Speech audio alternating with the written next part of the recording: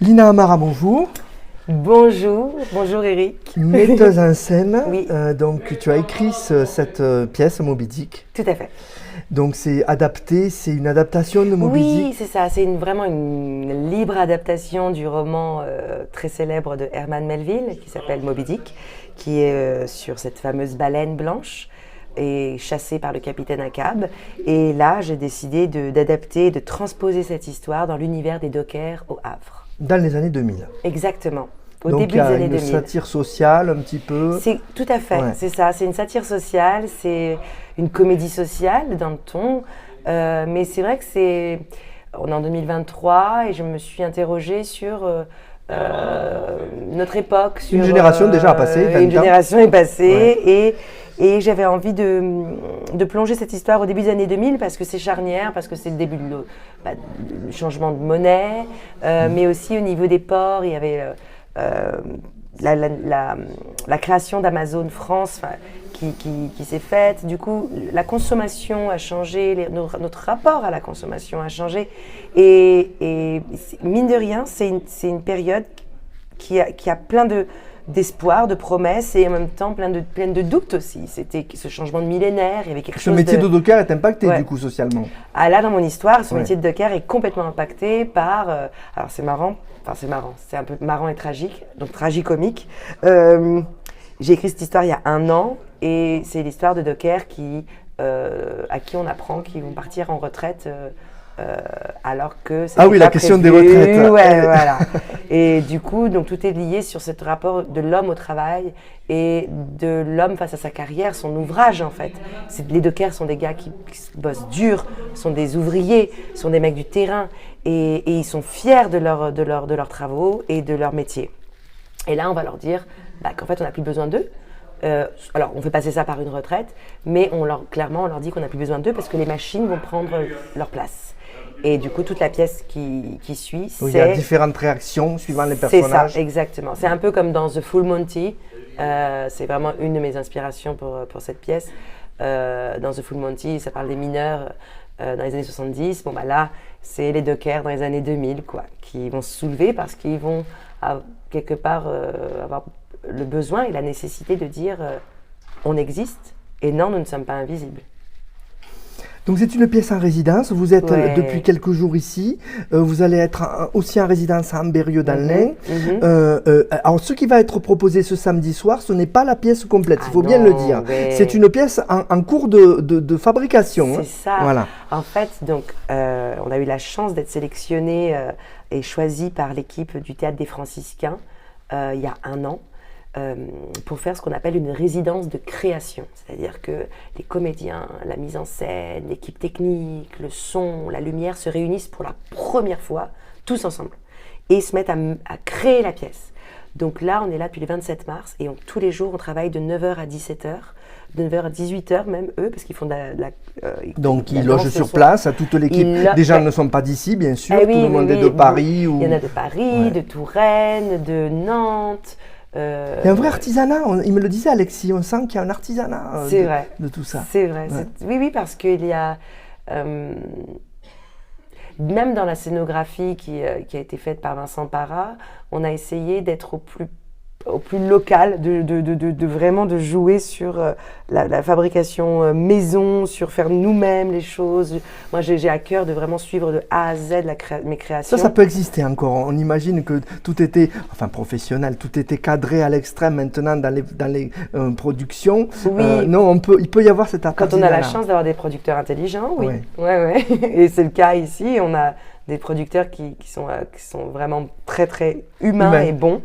Et du coup, oui, ils nous laissent cette possibilité d'être dans la fabrication artisanale, mais parce que l'art, c'est ça aussi.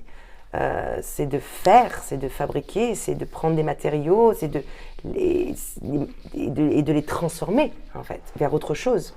Donc, samedi soir, pour la sortie de résidence, on va présenter l'acte 1 et la belle moitié de l'acte 2, qui sont déjà très prometteurs. Enfin, je suis très contente. C'est vraiment canon, quoi. Oui, c'est un bébé qui est en train de naître. Ah, là, ouais. Ça fait quoi de présenter ça? Parce que bon, le spectacle n'est pas entier, mais il y a toute une création toute jeune, quoi.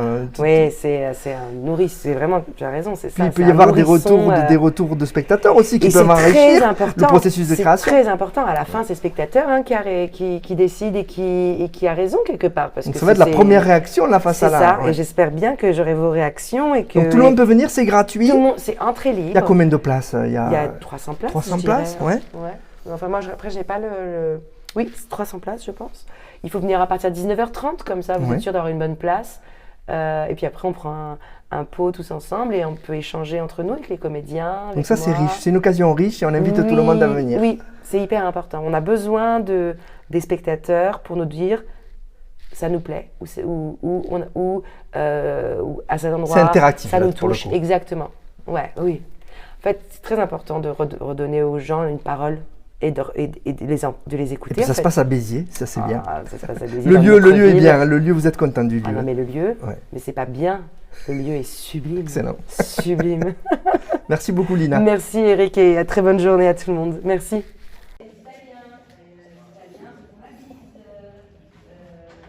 Alexis, bonjour. Bonjour Eric. Acteur dans cette pièce donc, qui s'appelle Moby Dick, c'est ça? C'est ça, Moby Dick.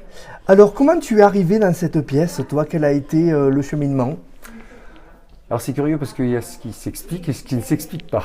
Alors ce qui s'explique, c'est que j'avais déjà vu Lina travailler à Avignon, voilà, pendant le festival, il y a 2 ans, ou un petit peu plus de 2 ans.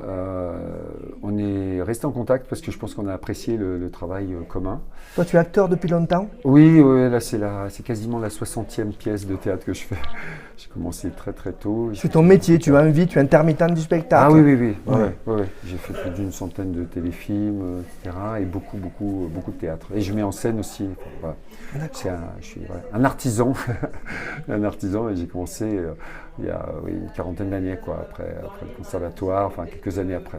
Des films pour la télévision, pour le cinéma? Oui, j'ai fait beaucoup de les séries télé, j'en ai fait énormément, beaucoup de séries. Pendant 22 ans, j'ai fait des séries télé, tout en continuant à chaque fois le théâtre, les mises en scène, la constitution de troupes de théâtre, enfin voilà. De continuer finalement à étoffer ce travail, c'est un artisanat quoi, hein, donc à chaque fois il y a une croissance qui s'opère comme ça. Donc ça c'est pour ce qui s'explique, hein, j'ai le côté un peu rationnel comme ça. Et puis pour ce qui ne s'explique pas, c'est que en fait le côté maternel de ma famille habitait à Rouen. Je suis né à Rouen en Normandie, donc il y a un port aussi là-bas. Donc le sujet a une résonance pour moi puisque j'ai 2 oncles côté donc maternel, puisque côté paternel c'est ukrainien, russe, donc c'est autre chose. Mais côté maternel, donc j'ai 3 oncles même qui étaient dockers. Voilà. D'accord. Et j'ai l'impression à travers ce spectacle-là de rendre hommage notamment à l'un d'eux, Paul. Il paraît que je lui ressemblais. Enfin, je le connaissais bien, mais tout le monde me disait qu'on lui ressemblait. Et il y a beaucoup de choses qui me rappellent sa vie, son investissement, son travail, et notamment mon personnage qui a une intégrité, qui est travailleur dedans, qui a des responsabilités. Voilà, donc pour le rationnel et l'irrationnel. Qu'est-ce que tu vis justement dans cette pièce? Qu'est-ce que ça t'apporte, un nouveau personnage comme ça? Quelle valeur tu dégages? Qu'est-ce que tu dois déployer? Parce qu'on se rend compte dans le travail que vous faisiez juste avant qu'il y a tout un travail sur l'attitude, sur la mise en condition. Oui. Oui, à chaque fois, ce qui compte le plus, c'est de se rendre disponible, quels que soient les rôles. C'est pour ça que on peut avoir fait du théâtre comme ça pendant des années, beaucoup de spectacles différents et tout, mais l'essentiel à chaque fois, mais c'est comme dans la vie, c'est d'être le plus disponible possible, à l'écoute, voilà, parce qu'il y a ce qu'on va construire nous-mêmes avec la metteuse en scène, là en l'occurrence, donc ce qu'on découvre sur le texte, hein, l'auteur, c'est ce qui prime avant tout, donc la qualité du texte, ce qui m'a fait venir là.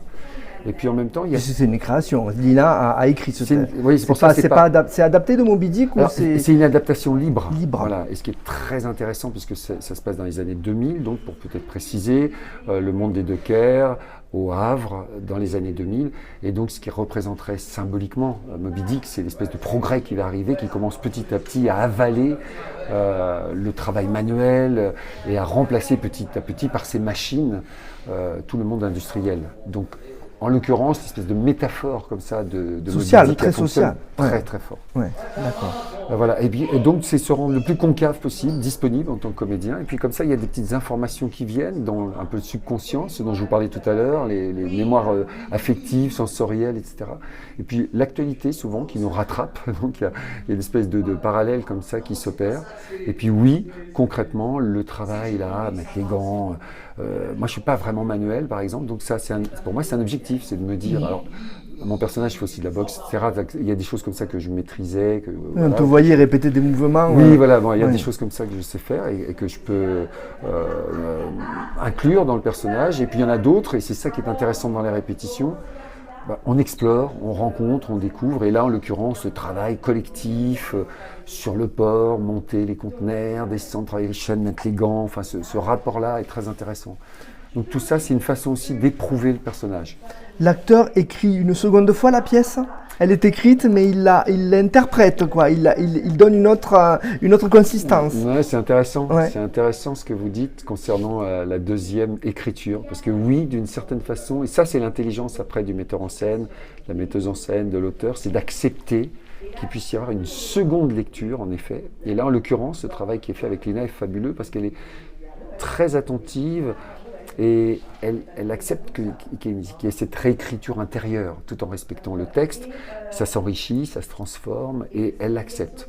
Sur certains textes, c'est très difficile, je ne parle pas des alexandrins ou autres, mais sur des créations comme celle-ci, avec une générosité comme celle de Lina, c'est possible. Donc oui, il y a une certaine...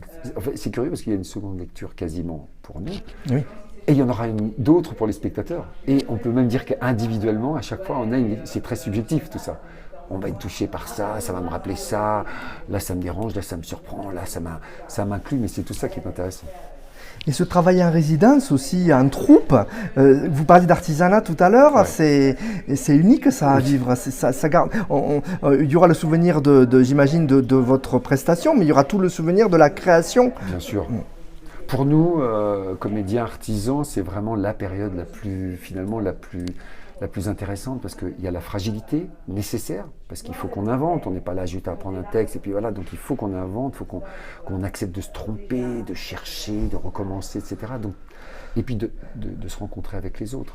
Donc effectivement, la résidence permet ça. Et, moi je suis parisien, mais j'ai une troupe par exemple, une compagnie qui est à Dieppe, en Haute-Normandie, et c'est la même chose. Pour avancer sur des projets, je me suis rendu compte qu'on était beaucoup plus dispo, et même quand je suis à Paris, je préfère aller en région où On se consacre vraiment. Ouais, voilà. Et puis quand on a des outils comme ceci, avec un tel accueil, c'est extraordinaire. Donc c'est fabuleux pour nous, puisque ce qu'on ferait en 20 jours, 3 semaines ailleurs, on peut le faire sur des moments concentrés d'une dizaine de jours. On laisse mûrir, on revient une deuxième fois en résidence ailleurs, on sera une seconde fois en résidence près de Lyon, et puis après on laisse mûrir, on se retrouvera une troisième fois en résidence à Avignon, avant le festival.